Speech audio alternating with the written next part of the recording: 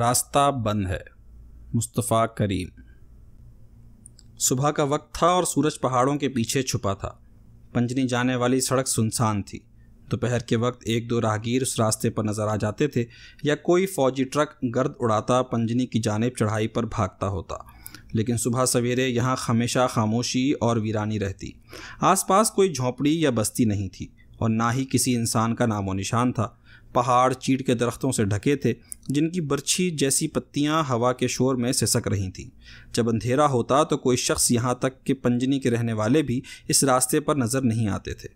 چونکہ یہ سڑک جنگ بندی لائن سے زیادہ دور نہیں تھی اور فوجی اکثر اس سڑک پر گشت کرتے رہتے تھے، جنہیں جاسوسی کے شعبے میں کسی بھی شخص کو نہ صرف گرفتار کرنے بلکہ گولی مار دینے کی بھی اجازت تھی۔ دو آدمی سڑک کے موڑ پر نمودار ہوئے۔ ان کے پیر گرد آلود تھے اور ان کی پیشانیاں پسینے کے قطروں سے بھیگی تھیں۔ وہ تیز چلتے ہوئے آ رہے تھے، اس لیے ان کی سانس چڑھی تھی۔ ان میں آگے چلنے والا واجد تھا۔ اس کی عمر اب 40 سال کے لگ بھگ تھی۔ اس کی گدلی زلفیں سفید پگڑی کے نیچے سیاہ داڑھی کے دونوں جانب بکھری تھیں۔ گو چڑھائی کی وجہ سے سڑک پر چلنا دشوار تھا، پھر بھی اس کے سنجیدہ چہرے پر تھکاوٹ نہیں تھی۔ اس کا قد سیدھا تھا اور اس کی چوکنی نگاہیں ادھر ادھر پڑ رہی تھیں۔ جب دونوں پتھروں سے بنے ہوئے پل کے پاس پہنچے تو واجد کے قدم سست پڑ گئے اور وہ رک گیا، جیسے کسی نے اچانک اس کے پیروں کو پکڑ لیا ہو۔ وہ پل کی منڈیر سے ٹک گیا اور اس نے آنکھیں بند کر لیں۔ جب چند لمحوں بعد اس نے آنکھیں کھولیں تو وہ کسی بھولی بسری یادوں میں کھوئی ہوئی تھیں۔ اگر کوئی خوف اس کے دل میں تھا تو اسے ان یادوں نے مٹا دیا۔ وہ پتھروں کو آہستہ آہستہ سہلانے لگا، ان پر جو دھول پڑی تھی وہ مٹ گئی۔ واجد کا چہرہ متبسم ہو گیا، جیسے ان پتھروں پر کوئی تحریر تھی جسے پڑھ کر اسے خوشی ہو رہی تھی۔ اس مسرت کے ساتھ اسے ہوا کی تازگی کا احساس ہوا اور وہ خوشبو بھی اسے محسوس ہوئی جو چیڑ کی درختوں کے تنے سے نکلتے گاڑھے رس سے آ رہی تھی۔ مگن شاہ، یہاں کچھ دیر کے لیے رکتے ہیں، واجد اپنے گول مٹول نوجوان ساتھی سے بولا، جو اسے بے معنی نگاہوں سے تکتا ہوا سر دھن رہا تھا اور ساتھ ہی مسکرا بھی رہا تھا۔ رکتے ہیں، مگن شاہ نے واجد کے آخری الفاظ کو دہرا دیا اور زور سے ہنس پڑا۔ اس کا کہا اس کی روح میں موجزن مسرت کا اظہار تھا، ایک ایسی مسرت جسے نہ مگن شاہ سمجھتا اور نہ ہی واجد اور نہ ہی کوئی دوسرا انسان۔ مگن شاہ کے گول سرخی مائل چہرے پر شادابی تھی۔ لعاب اس کے منہ سے نکل کر اس کی ٹھڈی پر اگی نرم اور چھوٹی سی داڑھی پر بہہ آیا تھا۔ اس کی ننھی منی آنکھیں واجد پر جمی تھیں۔ واجد پل پر جھک کر نیچے بہتے پانی کو دیکھنے لگا، جہاں سے غل غل کرتی آواز آ رہی تھی۔ چند لمحے تک خاموش رہنے کے بعد اور بغیر مگن شاہ پر نگاہ ڈالے واجد بولا، مگن شاہ، میں اس سڑک کی ہر نکڑ سے واقف ہوں اور اس جنگل میں جتنی پگڈنڈیاں ہیں میں ان سب کو جانتا ہوں۔ مگن شاہ نے جواب دینے کی کوشش کی۔ جن الفاظ کو وہ بولنا چاہتا تھا وہ اس کے ذہن میں الجھ کر رہ گئے۔ بے معنی سی آواز اس کے منہ سے نکلی اور وہ بے بسی سے واجد کو دیکھنے لگا، لیکن واجد کو اس کی سمجھ یا نہ سمجھی کی کوئی پرواہ نہیں تھی۔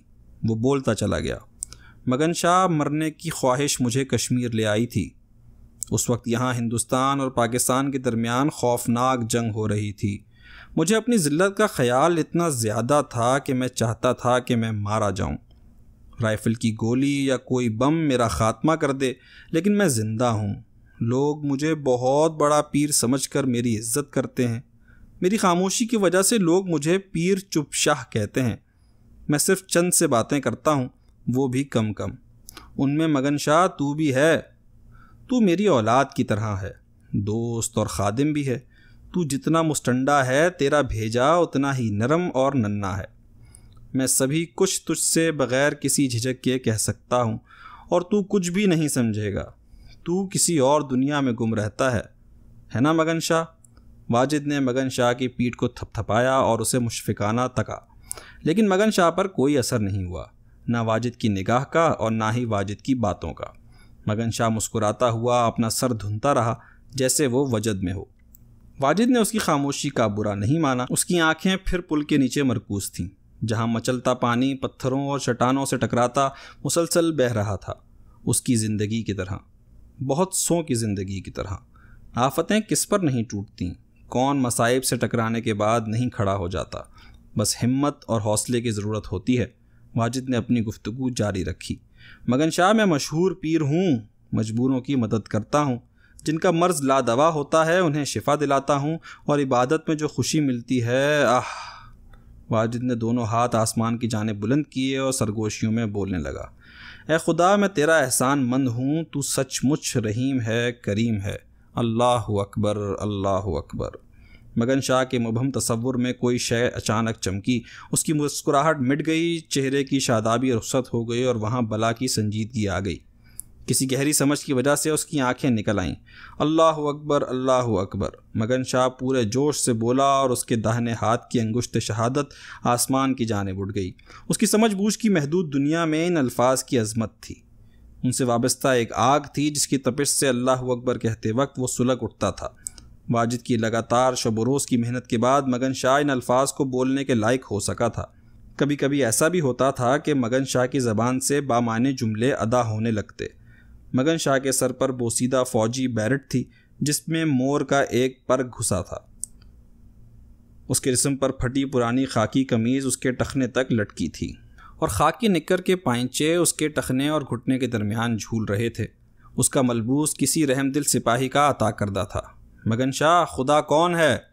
واجد نے اچانک پوچھا۔ اس کی نگاہیں دور افق میں تک رہی تھیں جہاں چیڑ کے درختوں کی ہریالی خلا میں بہہ رہی تھی۔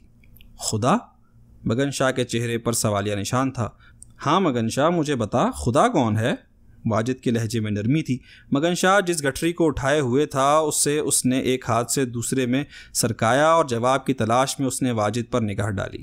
وہ اس ننھے سے سرخ مسے کو سہلا رہا تھا جو اس کی ناک پر تھا۔ اچانک مگن شاہ کا چہرہ بشاش ہو گیا، ایک کہا اس کے منہ سے پھوٹ پڑا اور ساتھ ہی اس کی آنکھیں زور سے مچ گئیں، جیسے دنیا میں جو کچھ ہو رہا تھا اس کی جانب مگن نے دیکھنا بند کر دیا تھا، اور اب اس کی نگاہیں اس منور کائنات پر تھیں جو اس کی روح میں بسی تھی۔ اسے ہنستا دیکھ کر واجد غصے میں آ گیا۔ میں نے تجھے 1000 بار سمجھایا ہے کہ جب خدا کی باتیں ہوں تو مت ہنسا کر۔ واجد کے چہرے پہ کرختگی اور ایک عجیب سی مسکراہٹ آ گئی تھی۔ مگن شاہ کو اذیت دے کر اسے خوشی ہو رہی تھی۔ خدا نہیں، خدا، مگن شدید تکلیف سے کر رہا۔ واجد نے مگن شاہ کا کان چھوڑ دیا اور اس کی پیٹھ پر ایک دھپا مار کر اسے سمجھانے لگا۔ مگن شاہ، اس دنیا کو بنانے والا خدا ہے جو ہمیں دیکھتا ہے لیکن ہم اسے نہیں دیکھ سکتے۔ اس دنیا میں سب کچھ اس کے حکم سے ہوتا ہے۔ تو نرا احمق ہے، یہ اس کا حکم ہے۔ میں جنگ میں زندہ بچ گیا، یہ اسی معبود کی خواہش تھی۔ یہ جانتے ہوئے بھی کہ مگن شاہ کی سمجھ میں مشکل سے کچھ آتا ہے، واجد اس سے مذہبی گفتگو کرتا تھا۔ اس کی نگاہیں مگن پر سے ہٹ کر ادھر ادھر گردش کرنے لگیں۔ درختوں اور جھاڑیوں اور بل کھاتی مٹیالی سڑک جو بلندی کی جانب جا رہی تھی، پہاڑ کی وہ سطح جہاں برہنہ چٹان تھے، سبھوں پر اس کی نگاہیں چند لمحوں کے لیے رکیں، جیسے وہاں کچھ تھا جسے صرف وہ دیکھ سکتا تھا۔ اس کا غصہ دور ہو گیا اور چہرے پر پرانی یادوں کا سایہ آ گیا، جس نے چہرے کی سختی کو دور کر دیا، اور پھر واجد بولنے لگا۔ مگن شاہ، میں نے مٹھی بھر آدمیوں کے ساتھ مل کر اس سڑک کی تعمیر کی تھی۔ میں اپنے ان ساتھیوں کے چہروں کو اس پل کے پتھروں اور سڑک کی اڑتی دھول میں دیکھ سکتا ہوں، اور مولانا غیث کو بھی دیکھ رہا ہوں۔ عالم، فاضل، پکے ایمان والے اور دنیاوی کاموں میں بھی پیش ان سے مجھے بڑا فیض پہنچا۔ خدا انہیں ہمیشہ اپنے سائے میں رکھے۔ ہم صرف 2 روٹی اور تھوڑی سی دال پر گزارا کرتے تھے۔ میں تپتی دھوپ میں بڑے بڑے پتھر ڈھوتا تھا لیکن میرے منہ سے کبھی آہ بھی نہیں نکلتی تھی۔ جب مولانا غیث کو خدا نے اٹھا لیا تو مجھ پر اس کی رحمتیں برس پڑیں۔ میری دعاؤں میں تاثیر آ گئی۔ جو بھی میرے پاس مرادیں لے کر آیا وہ میری دعاؤں سے پوری ہو گئیں۔ دشمن کے جہاز بم گرانے آتے لیکن کوئی بھی بم اس سڑک پر نہیں گرا جسے ہم تعمیر کر رہے تھے۔ ارد گرد جو کچھ بھی تھا، جو خاموشی تھی اور جو سکون تھا، ان سب سے اسے خوشی ہونے لگی۔ اسے شبنمی صبح کی خنکی بہت بھلی لگی اور ایک عجیب سی فرحت کا احساس ہوا۔ مگن شاہ نے جو سزا برداشت کی تھی اس کی وجہ سے اس کی آنکھوں میں آنسو آ گئے تھے۔ اچانک اس کی نگاہ ایک درخت کی شاخ پر بیٹھے طوطے پر پڑی جو اپنی سرخ چونچ کو اپنے سبز پروں میں گھسائے کچھ تلاش کر رہا تھا۔ مگن خوش ہو گیا۔ چڑیا کی جانب وہ انگلی اٹھا کر مسکراتے ہوئے بولا، طوطا! وہ پرندہ ایک کھلونا تھا جو اس کے ہاتھ نہیں آ سکتا تھا، پھر بھی جس کے شوخ رنگ اور اڑان سے اسے خوشی ہوتی تھی۔ وہ بھی تیری طرح میاں مٹھو ہے، چلا 2 رکعت نفل کی نماز پڑھتے ہیں۔ واجد نے جواب دیا اور نیچے نالے میں چلا گیا جو اتنا گہرا نہیں تھا۔ پانی اس کے گھٹنے تک آتا تھا، زیریں آب، ننھے ننھے پتھر صاف نظر آ رہے تھے۔ واجد نے جھک کر چلو میں پانی بھرا اور آہستہ آہستہ وضو کرنے لگا۔ اس نے کئی بار چہرے اور گردن کو دھویا، پانی کی خنکی اس کی تھکاوٹ کو دور کرنے لگی۔ اللہ تیرا شکر کہتا ہوا نالے سے باہر آ کر اس نے اوپر پل کے پاس کھڑے مگن شاہ کو پکارا، مگن شاہ نیچے آ، بغیر وضو کیے تو نماز نہیں پڑھ سکتا، نالے کے پانی میں تو غرق نہیں ہو جائے گا۔ ڈھلان پر اترنا مگن شاہ پر ہیبت طاری کر دیتا تھا۔ وہ کچھ دیر تک خوفزدہ نگاہوں سے ڈھلان کو تکتا رہا، پھر گٹھری کو سنبھالتے ہوئے رینگتا ہوا نیچے اترنے لگا۔ گرنے کے خوف سے وہ کبھی کسی جھاڑی کی مضبوط شاخ کو پکڑتا یا کسی چٹان کا سہارا لیتا۔ بار بار اس کی سہمی ہوئی نگاہ واجد پر مدد کی طلب میں جاتی، لیکن وہ اس کی بے بسی پر مسکرا رہا تھا۔ مگن شاہ کو مجبور دیکھ کر واجد کو خوشی ہو رہی تھی۔ مگن شاہ کسی طرح نالے میں پہنچ گیا اور اپنی کامیابی پر اس نے زور سے اللہ اکبر کا نعرہ لگایا۔ یقیناً اللہ سب سے بڑا ہے، واجد نے تصدیق کی۔ وہ نالے کے باہر ہموار چٹان پر کھڑا پگڑی کے شملے سے اپنے چہرے کو خشک کر رہا تھا۔ صبح کا وقت تھا اور سورج پہاڑوں کے پیچھے چھپا تھا۔ پنجنی جانے والی سڑک سنسان تھی۔ دوپہر کے وقت ایک دو راہگیر اس راستے پر نظر آ جاتے تھے یا کوئی فوجی ٹرک گرد اڑاتا پنجنی کی جانب چڑھائی پر بھاگتا ہوتا، لیکن صبح سویرے یہاں ہمیشہ خاموشی اور ویرانی رہتی۔ آس پاس کوئی جھونپڑی یا بستی نہیں تھی اور نہ ہی کسی انسان کا نام و نشان تھا۔ پہاڑ چیڑ کے درختوں سے ڈھکے تھے جن کی برچھی جیسی پتیاں ہوا کے شور میں سسک رہی تھیں۔ جب اندھیرا ہوتا تو کوئی شخص یہاں تک کہ پنجنی کے رہنے والے بھی اس راستے پر نظر نہیں آتے تھے۔ چونکہ یہ سڑک جنگ بندی لائن سے زیادہ دور نہیں تھی اور فوجی اکثر اس سڑک پر گشت کرتے رہتے تھے، جنہیں جاسوسی کے شعبے میں کسی بھی شخص کو نہ صرف گرفتار کرنے بلکہ گولی مار دینے کی بھی اجازت تھی۔ دو آدمی سڑک کے موڑ پر نمودار ہوئے۔ ان کے پیر گرد آلود تھے اور ان کی پیشانیاں پسینے کے قطروں سے بھیگی تھیں۔ وہ تیز چلتے ہوئے آ رہے تھے، اس لیے ان کی سانس چڑھی تھی۔ ان میں آگے چلنے والا واجد تھا۔ اس کی عمر اب 40 سال کے لگ بھگ تھی۔ اس کی گدلی زلفیں سفید پگڑی کے نیچے سیاہ داڑھی کے دونوں جانب بکھری تھیں۔ گو چڑھائی کی وجہ سے سڑک پر چلنا دشوار تھا، پھر بھی اس کے سنجیدہ چہرے پر تھکاوٹ نہیں تھی۔ اس کا قد سیدھا تھا اور اس کی چوکنی نگاہیں ادھر ادھر پڑ رہی تھیں۔ جب دونوں پتھروں سے بنے ہوئے پل کے پاس پہنچے تو واجد کے قدم سست پڑ گئے اور وہ رک گیا، جیسے کسی نے اچانک اس کے پیروں کو پکڑ لیا ہو۔ وہ پل کی منڈیر سے ٹک گیا اور اس نے آنکھیں بند کر لیں۔ جب چند لمحوں بعد اس نے آنکھیں کھولیں تو وہ کسی بھولی بسری یادوں میں کھوئی ہوئی تھیں۔ اگر کوئی خوف اس کے دل میں تھا تو اسے ان یادوں نے مٹا دیا۔ وہ پتھروں کو آہستہ آہستہ سہلانے لگا، ان پر جو دھول پڑی تھی وہ مٹ گئی۔ واجد کا چہرہ متبسم ہو گیا، جیسے ان پتھروں پر کوئی تحریر تھی جسے پڑھ کر اسے خوشی ہو رہی تھی۔ اس مسرت کے ساتھ اسے ہوا کی تازگی کا احساس ہوا اور وہ خوشبو بھی اسے محسوس ہوئی جو چیڑ کی درختوں کے تنے سے نکلتے گاڑھے رس سے آ رہی تھی۔ مگن شاہ، یہاں کچھ دیر کے لیے رکتے ہیں، واجد اپنے گول مٹول نوجوان ساتھی سے بولا، جو اسے بے معنی نگاہوں سے تکتا ہوا سر دھن رہا تھا اور ساتھ ہی مسکرا بھی رہا تھا۔ رکتے ہیں، مگن شاہ نے واجد کے آخری الفاظ کو دہرا دیا اور زور سے ہنس پڑا۔ اس کا کہا اس کی روح میں موجزن مسرت کا اظہار تھا، ایک ایسی مسرت جسے نہ مگن شاہ سمجھتا اور نہ ہی واجد اور نہ ہی کوئی دوسرا انسان۔ مگن شاہ کے گول سرخی مائل چہرے پر شادابی تھی۔ لعاب اس کے منہ سے نکل کر اس کی ٹھڈی پر اگی نرم اور چھوٹی سی داڑھی پر بہہ آیا تھا۔ اس کی ننھی منی آنکھیں واجد پر جمی تھیں۔ واجد پل پر جھک کر نیچے بہتے پانی کو دیکھنے لگا، جہاں سے غل غل کرتی آواز آ رہی تھی۔ چند لمحے تک خاموش رہنے کے بعد اور بغیر مگن شاہ پر نگاہ ڈالے واجد بولا، مگن شاہ، میں اس سڑک کی ہر نکڑ سے واقف ہوں اور اس جنگل میں جتنی پگڈنڈیاں ہیں میں ان سب کو جانتا ہوں۔ مگن شاہ نے جواب دینے کی کوشش کی۔ جن الفاظ کو وہ بولنا چاہتا تھا وہ اس کے ذہن میں الجھ کر رہ گئے۔ بے معنی سی آواز اس کے منہ سے نکلی اور وہ بے بسی سے واجد کو دیکھنے لگا، لیکن واجد کو اس کی سمجھ یا نہ سمجھی کی کوئی پرواہ نہیں تھی۔ وہ بولتا چلا گیا، مگن شاہ، مرنے کی خواہش مجھے کشمیر لے آئی تھی۔ اس وقت یہاں ہندوستان اور پاکستان کے درمیان خوفناک جنگ ہو رہی تھی۔ مجھے اپنی ذلت کا خیال اتنا زیادہ تھا کہ میں چاہتا تھا کہ میں مارا جاؤں، رائفل کی گولی یا کوئی بم میرا خاتمہ کر دے، لیکن میں زندہ ہوں۔ لوگ مجھے بہت بڑا پیر سمجھ کر میری عزت کرتے ہیں۔ میری خاموشی کی وجہ سے لوگ مجھے پیر چپ شاہ کہتے ہیں۔ میں صرف چند سے باتیں کرتا ہوں، وہ بھی کم کم۔ ان میں مگن شاہ تو بھی ہے۔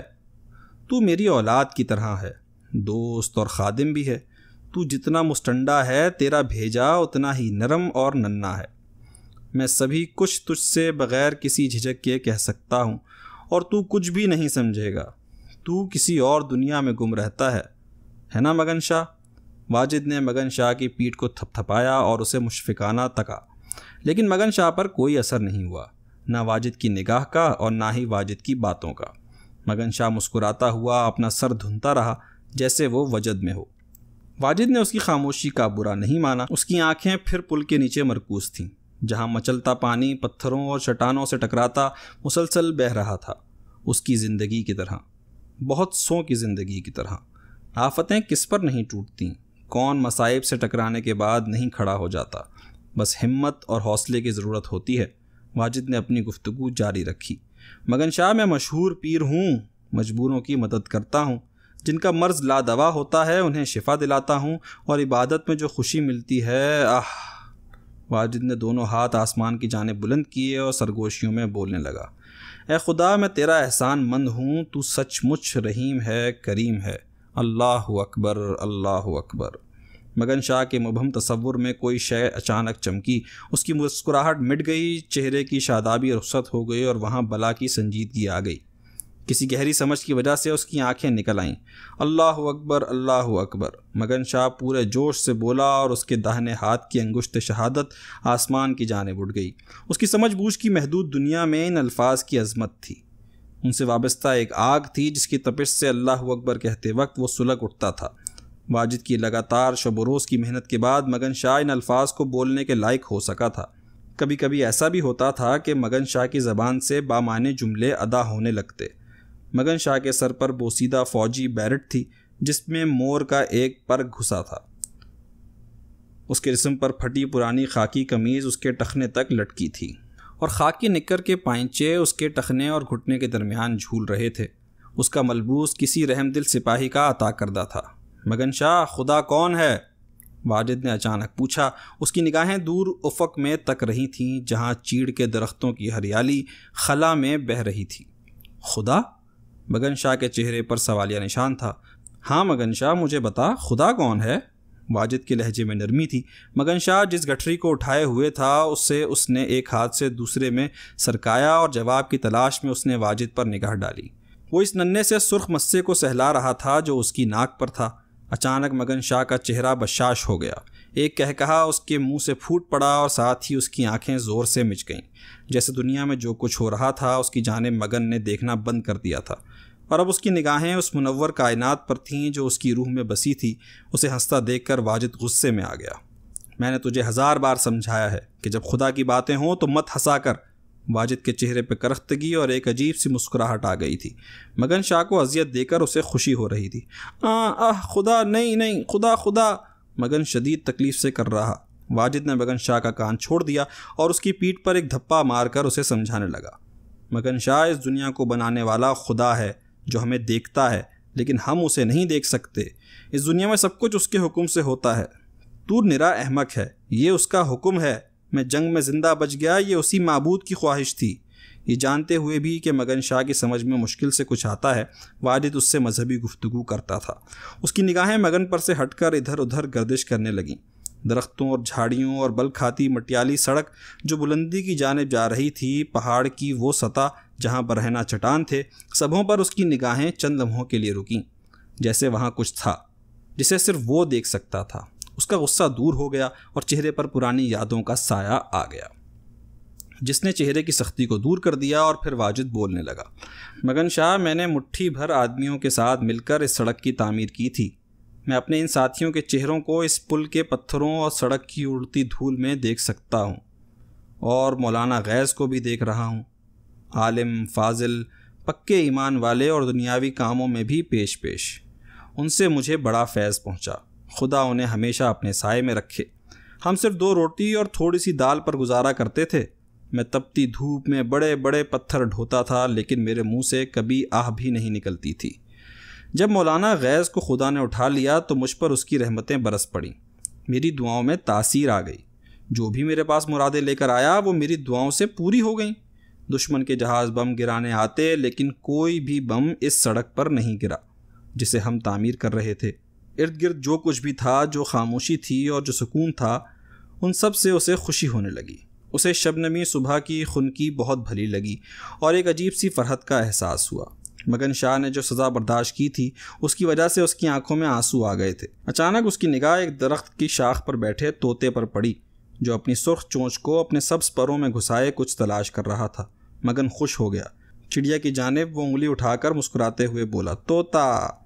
وہ پرندہ ایک کھلونا تھا جو اس کے ہاتھ نہیں آ سکتا تھا، پھر بھی جس کے شوخ رنگ اور اڑان سے اسے خوشی ہوتی تھی۔ وہ بھی تیری طرح میاں مٹھو ہے، چلا 2 رکعت نفل کی نماز پڑھتے ہیں۔ واجد نے جواب دیا اور نیچے نالے میں چلا گیا جو اتنا گہرا نہیں تھا، پانی اس کے گھٹنے تک آتا تھا، زیریں آب، ننھے ننھے پتھر صاف نظر آ رہے تھے۔ واجد نے جھک کر چلو میں پانی بھرا اور آہستہ آہستہ وضو کرنے لگا۔ اس نے کئی بار چہرے اور گردن کو دھویا۔ پانی کی خنکی اس کی تھکاوٹ کو دور کرنے لگی۔ اللہ تیرا شکر کہتا ہوا نالے سے باہر آ کر اس نے اوپر پل کے پاس کھڑے مگن شاہ کو پکارا، مگن شاہ نیچے آ، بغیر وضو کیے تو نماز نہیں پڑھ سکتا، نالے کے پانی میں تو غرق نہیں ہو جائے گا۔ ڈھلان پر اترنا مگن شاہ پر ہیبت طاری کر دیتا تھا۔ وہ کچھ دیر تک خوفزدہ نگاہوں سے ڈھلان کو تکتا رہا، پھر گٹھری کو سنبھالتے ہوئے رینگتا ہوا نیچے اترنے لگا۔ گرنے کے خوف سے وہ کبھی کسی جھاڑی کی مضبوط شاخ کو پکڑتا یا کسی چٹان کا سہارا لیتا۔ بار بار اس کی سہمی ہوئی نگاہ واجد پر مدد کی طلب میں جاتی، لیکن وہ اس کی بے بسی پر مسکرا رہا تھا۔ مگن شاہ کو مجبور دیکھ کر واجد کو خوشی ہو رہی تھی۔ مگن شاہ کسی طرح نالے میں پہنچ گیا اور اپنی کامیابی پر اس نے زور سے اللہ اکبر کا نعرہ لگایا۔ یقیناً اللہ سب سے بڑا ہے، واجد نے تصدیق کی۔ وہ نالے کے باہر ہموار چٹان پر کھڑا پگڑی کے شملے سے اپنے چہرے کو خشک کر رہا تھا۔ وضو کرنے کے بعد دونوں نے پتھریلی زمین پر نماز پڑھی۔ واجد جس طرح نماز کے ارکان ادا کر رہا تھا، مگن شاہ اس کی نقل کرتا رہا۔ جب نماز ختم ہو گئی تو واجد اسی جگہ بیٹھ کر سوچنے لگا۔ اس کی خانقاہ 6 میل دور پنجنی میں تھی۔ اگر وہ آرام سے چلتے رہے، جب بھی وہ شام ہونے سے پہلے وہاں پہنچ جائیں گے۔ جس بستی میں وہ گئے تھے وہاں سے وہ پاؤں پھٹنے سے پہلے روانہ ہوئے تھے۔ دیر تک مسلسل چلنے کی وجہ سے واجد کو اب بھوک لگ رہی تھی۔ واجد نے وہ گٹھری کھولی جسے مگن شاہ ڈھوتا رہا تھا۔ اس میں درجن مکئی کی روٹیاں تھیں اور ایک ہانڈی جس پر اس کے ڈھکنے کو ڈوری سے باندھ دیا گیا تھا۔ اس میں دہی بھرا تھا۔ روٹی کو دہی میں ڈبو کر دونوں کھانے لگے۔ مگن تیزی سے روٹی کے بڑے بڑے ٹکڑوں کو چبا چبا کر کھانے لگا۔ اس کے منہ سے چپڑ چپڑ کی آواز نکل رہی تھی اور لعاب بھی ٹپک رہا تھا۔ جب روٹیاں ختم ہو گئیں تو وہ ملتجی نگاہوں سے واجد کو دیکھنے لگا۔ روٹیاں اسی نے زیادہ کھائی تھیں، لیکن وہ اب بھی بھوکا تھا۔ خانقاہ میں کھانے کو کچھ ضرور ہوگا، وہاں پہنچ کر تیری جتنی مرضی ہو کھا لینا، واجد مشفقانہ بولا۔ قبل اس کے کہ مگن کچھ کہتا، واجد نے اس سے پوچھا، مگن شاہ ہم کہاں گئے تھے؟ اس کی ننھی آنکھیں بار بار جھپکیں۔ اس کی پتلی مونچھ جو لبوں کے دونوں جانب جھکی تھی اسے وہ سہلانے لگا۔ وہ جواب سوچ رہا تھا۔ اچانک وہ زور سے بول پڑا، نماز پڑھنے۔ ہاں نماز ہی تھی، لیکن کس لیے؟ کس لیے؟ مگن شاہ نے واجد کا جواب دہرا دیا۔ اس بستی میں جس کا انتقال ہوا تھا ہم اس کی نماز جنازہ پڑھنے گئے تھے تاکہ خدا اس پر مہربان ہو۔ ہم سب کو ایک دن مرنا ہے۔ واجد نے ایک سسکی کے ساتھ جملہ ختم کیا۔ مرنا؟ ہاں مرنا، پہلے میں پھر تو، میرے مرنے کے بعد نہ جانے کیا تیرا حشر ہوگا۔ واجد نے منہ بنا کر نا امیدی کا اظہار کیا اور جہاں اس نے نماز ادا کی تھی وہیں وہ پڑ گیا۔ پیٹ بھر جانے کی وجہ سے ہلکی سی گرمی اس کے جسم میں آ گئی تھی۔ ہوا کے نرم جھونکے اور نالے میں بہتے پانی کا ہلکا سا شور اور ہر طرف خاموشی، واجد کو بڑے سکون کا احساس ہوا۔ مگن شاہ ذرا میرے پیروں کو تو دبا، واجد نے اپنے پیروں کی جانب اشارہ کرتے ہوئے بولا۔ اس نے بڑی فرما برداری سے واجد کی ٹانگوں کو سنبھال لیا اور انہیں زور زور سے دبانے لگا۔ احمق تو میرے پیر توڑ رہا ہے، واجد کر رہا۔ مگن شاہ کے ہاتھوں میں اور سختی آ گئی۔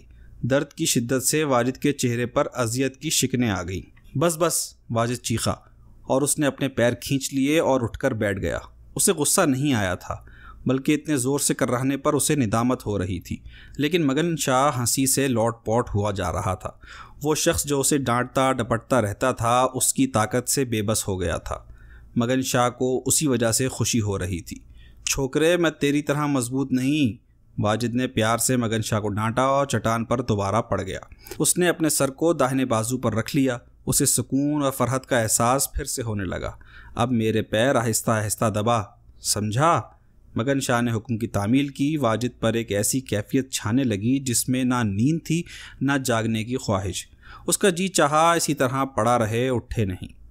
14 سال پہلے جب کشمیر کی جنگ بغیر کسی اہم نتیجے کے ختم ہو گئی تو واجد کی سمجھ میں نہیں آیا تھا کہ وہ اب کہاں جائے۔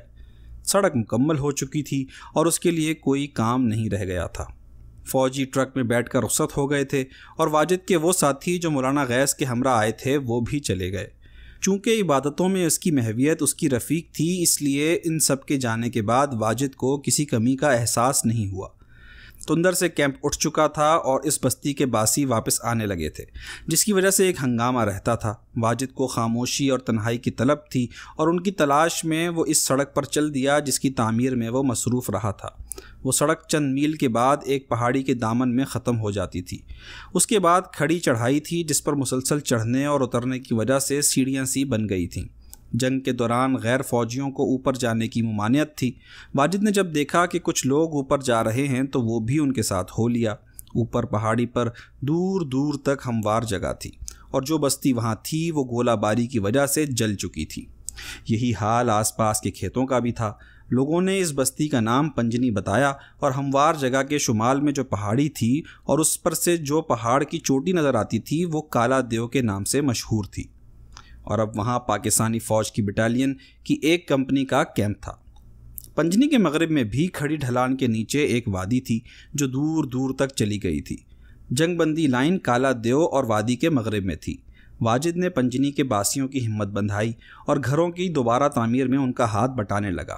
کام اور عبادت سے جب اسے فرصت ہوتی تو بستی سے ذرا فاصلے پر جو تنہا اخروٹ کا درخت تھا اس کے نیچے وہ پڑا رہتا۔ گرمی کے دن تھے، اس لیے رات اگر خنک بھی ہوتی تو اسے تکلیف نہیں ہوتی تھی۔ بستی والے اس کی عجب سی خاموشی اور ایک عجیب سا علیحدہ پن سے اسے خدا کی جانب سے بھیجا ہوا بزرگ سمجھنے لگے۔ انہوں نے مٹی اور پتھروں سے درخت کے قریب برآمدے کے ساتھ 2 کوٹری بنا دی۔ انہی دنوں ایک غار میں واجد کو مگن شاہ اپنے ماں باپ کے ساتھ روپوش ملا۔ اس وقت اس کی عمر 5 سال تھی۔ اس کے والدین ضعیف اور انتہائی غریب تھے۔ واجد نے انہیں پناہ دی۔ مگن شاہ کی ماں کھانا پکانے لگی اور باپ واجد کی خدمت اور گھر کی صفائی اور چشمے سے پانی لانے کی ذمہ داری پوری کرنے لگا۔ جب کھیتوں میں مسلسل فصل اچھی ہونے لگی اور باد و باراں سے بھی پنجنی میں کوئی تباہی نہیں آئی تو لوگ واجد کے اور بھی متقد ہو گئے۔ اس کی شہرت دور دور تک پھیل گئی اور اس کا گھر خانقاہ مشہور ہو گیا۔ خانقاہ سے نکل کر آس پاس کی بستیوں میں جنازے کی نماز پڑھانے جانا واجد کا وہ نیک کام تھا جس سے لوگ اور بھی زیادہ متاثر تھے۔ اس کا شادی نہیں کرنا لوگوں کو کچھ عجیب ضرور محسوس ہوا، لیکن اسے خدا کی مرضی سمجھ کر کسی نے اس بابت کھوج لگانے کی کوشش نہیں کی۔ بٹالین کے سپاہی یا افسر کبھی ادھر سے گزرتے تو خانقاہ میں رک کر عقیدت کا اظہار کر دیا کرتے تھے۔ کچھ ہی عرصے میں مگن شاہ کے والدین ملیریا میں مبتلا ہو کر مر گئے۔ اس کی پرورش واجد نے اپنے ذمہ لے لی۔ مگن شاہ عام گفتگو کی صلاحیت نہیں رکھتا تھا، لیکن ہر وقت حشاش بشاش رہنے کی وجہ سے لوگ اسے مگن پکارنے لگے تھے اور یہی اس کا نام پڑ گیا۔ اس کے والدین کے مرنے کے بعد واجد نے اس کی ہر طرح دیکھ بھال کی، اسے اپنی گندگی کو صاف کرنا سکھایا اور ایسے کاموں کو کرنے کی اسے تربیت دی جنہیں ہر روز ایک ہی طرح سے انجام دینا ہوتا تھا۔ لیکن واجد کی بے پناہ محنت کے باوجود وہ قرآن کی آیتیں یاد نہیں کر سکا۔ مگن شاہ جیسے بے یار و مددگار انسان کی پرورش واجد کو ثواب کا کام محسوس ہوا۔ وہ اس کا خادم، بیٹا اور ایک ایسا رفیق تھا جس کے سامنے واجد اپنے دل کا حال بغیر کسی جھجک کے کہہ سکتا تھا۔ واجد نے شادی نہیں کی۔ نورا کی جدائی کی وجہ سے جو خلا اس کی زندگی میں رہ گیا تھا وہ کبھی پر نہیں ہوا۔ طویل مدت کے بعد بھی وہ نورا کو نہیں بھلا سکا تھا۔ جو کچھ بھی اس نے نورا کے ساتھ کیا وہ گناہ ضرور تھا جس کے لیے اس نے خدا سے معافیاں بھی مانگی، لیکن وہ گناہ اس نے کیا تھا، نورا نے نہیں۔ ایک بے بس عورت نے سہارے کے لیے اس کی جانب ہاتھ بڑھایا اور وہ بھاگ کر چلا آیا۔ جو اذیتیں اس نے اٹھائی تھیں ان کے باوجود نورا کی تلاش میں اسے جانا چاہیے تھا، لیکن اس نے ایسا نہیں کیا۔ اس سے وفا کی اب یہی صورت تھی کہ کوئی اور عورت اس کی زندگی میں نہیں آئے۔ اس وقت پیر کے دبائے جانے سے جو فرحت واجد کو ہو رہی تھی اور جس سکون کا اسے احساس ہو رہا تھا وہ نورا کی یاد لے آیا۔ جو لمحات وہ اس کے ساتھ گزارتی تھی اس میں وہ ایسی ہی خدمتیں کرتی تھی۔ جو آرام اسے ملتا تھا وہ کچھ ایسا ہی تھا۔ میں مضبوط، مگن شاہ اچانک بولا۔ وہ واجد کے پیروں کو جھٹک رہا تھا۔ سچ مچ؟ پھر ڈھلان پر اترتے ہوئے تو ڈر کیوں رہا تھا؟ مگن شاہ کی سمجھ میں جواب نہیں آیا، اس لیے وہ بیچارگی سے نفی میں سر ہلانے لگا۔ تجھے جنگل سے خوف نہیں آتا؟ نہیں۔ تو وہاں لکڑیاں لانے ہر روز جاتا ہے؟ ہاں۔ وہاں اگر بھیڑیے تجھے پکڑ لیں تو؟ واجد نے دانت نکال کر اور اپنے چہرے کو خوفناک بنا کر کہا۔ مگن شاہ کہا مار کر ہنس پڑا اور بولا، میں لڑوں گا۔ کیا؟ تو ان سے لڑے گا؟ مگن شاہ نے اس بات میں سر ہلایا۔ لیکن تو اپنے باپ سے کیوں نہیں لڑتا ہے؟